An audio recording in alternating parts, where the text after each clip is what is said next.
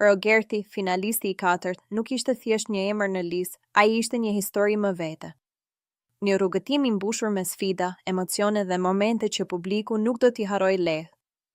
Ndërsa të gjithë prisnin një finale të zakonshme, ardhja e tij në këtë pikë ishte si një bombë që askush nuk e kishte parashikuar plotësisht.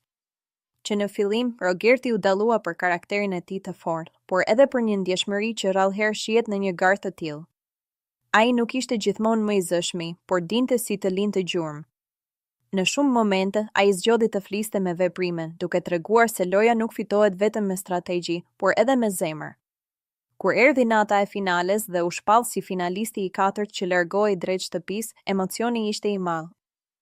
Nuk ishte thjesht një eliminim, ishte mbyllja e një kapitulli që kishte prekur shumë njerëz. Publiku e ndjeu largimin e tij si një boshllëk, sepse ai kishte arritur të krijonte një lidhje të vërtetë me ta. Por ajo që e bëri momentin edhe më të veçantë ishte